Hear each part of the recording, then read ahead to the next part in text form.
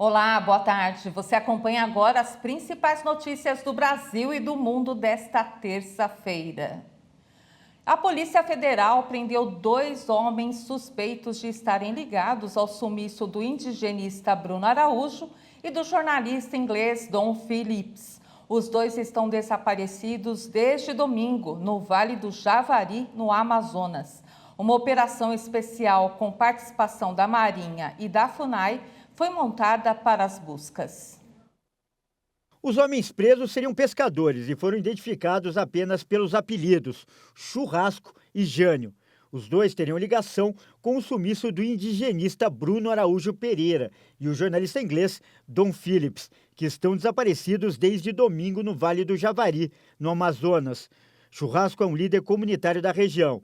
Ele teria uma reunião marcada com Bruno para tratar da realização de trabalhos conjuntos entre a população ribeirinha e os indígenas. O local fica na divisa com o Peru e a Colômbia e tem um histórico de problemas com tráfico de drogas, garimpo ilegal e roubo de madeira. Uma força-tarefa comandada pela Marinha foi montada para as buscas. Agentes da FUNAI e a Fundação Nacional do Índio também participam dos trabalhos. A informação sobre a operação foi publicada pelo ministro da Justiça e Segurança Pública, Anderson Torres, no Twitter. Quase metade dos clientes de planos de saúde estão fazendo manobras no orçamento para conseguir pagar as prestações. Quando não é suficiente simplesmente economizar nas compras do supermercado, a alternativa tem sido fazer pesquisas e trocar de operadora. Uma pesquisa da ANAB, Associação Nacional das Administradoras de Benefícios, mostrou que quase 50% dos entrevistados precisaram ajustar seu orçamento para não perder o plano de saúde que já tinham.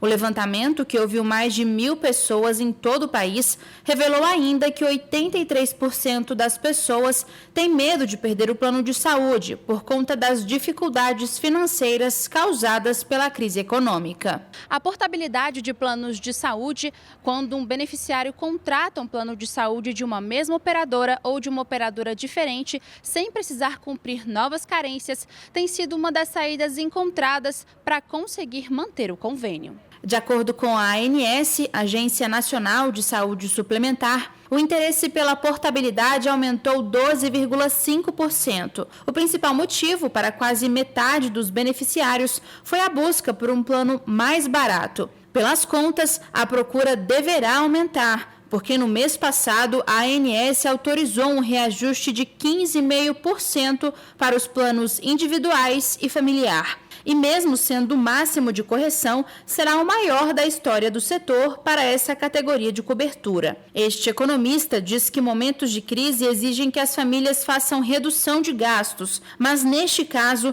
muitas pessoas tiveram que fazer a maior manobra possível para não ficar sem um plano de saúde em meio à pandemia da Covid-19. Momentos de crise econômica e desemprego em alta costumam exigir das famílias que reduzam os seus gastos para compensar perda de receitas.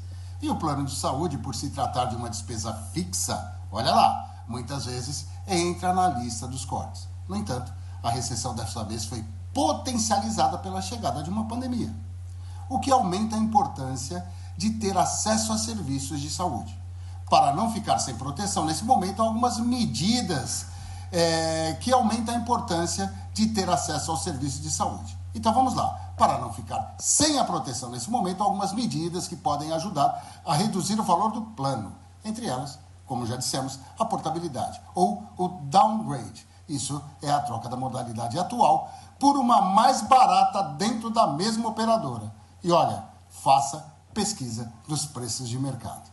Ainda segundo o levantamento da ANAB, entre os que não têm plano de saúde, 83% consideraram que ele é necessário. E entre os que são usuários exclusivos do SUS, 68% precisaram de algum tipo de atendimento médico em 2021, mas relataram dificuldade no acesso. Já para 88% das pessoas ouvidas, a necessidade de assistência médica permaneceu a mesma ou aumentou durante a pandemia. O presidente Jair Bolsonaro anunciou um conjunto de propostas para reduzir os impostos sobre os combustíveis e tentar baixar os preços que estão impactando a inflação. A declaração foi feita ao lado do ministro da Economia, Paulo Guedes, de Minas e Energia, Adolfo Saxida, e da Casa Civil, Ciro Nogueira. O evento ocorreu após reunião com os presidentes da Câmara, Arthur Lira, e do Senado, Rodrigo Pacheco, que também participaram do anúncio.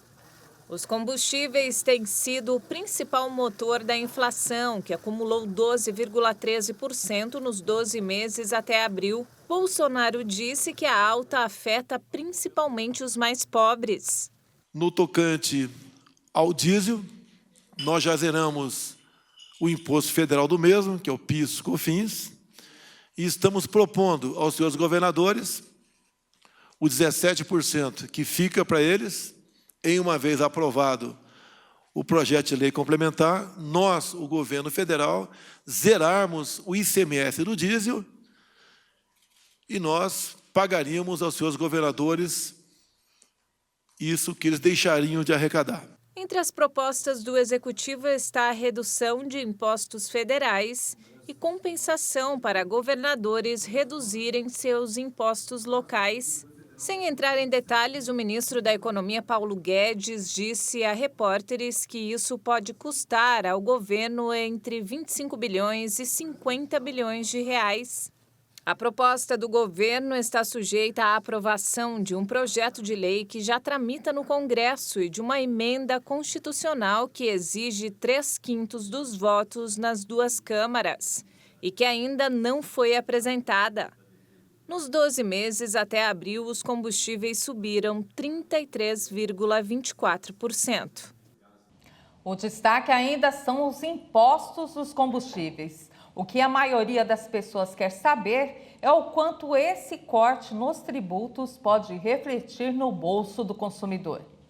As medidas anunciadas para reduzir o preço dos combustíveis, segundo cálculos do próprio governo federal, podem reduzir o preço do litro do diesel em cerca de 82 centavos. Já a gasolina pode ter uma diminuição do preço do litro de cerca de R$ 1,20.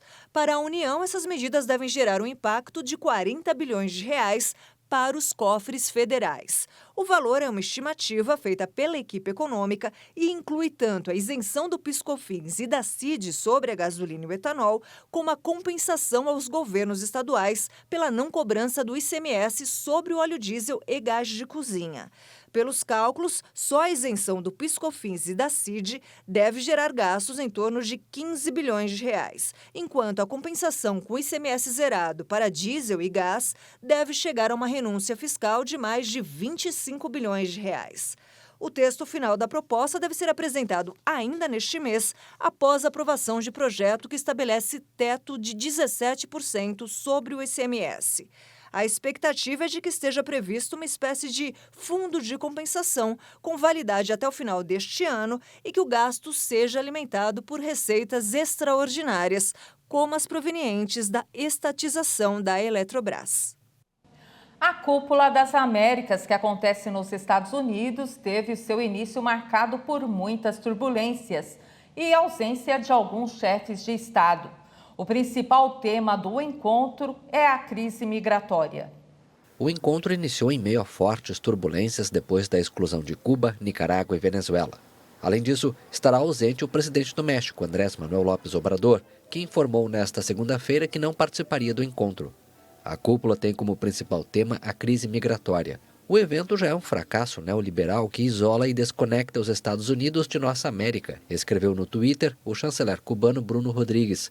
O presidente do Uruguai, Luiz Lacalle Pou, também cancelou sua presença no encontro após testar positivo para a Covid.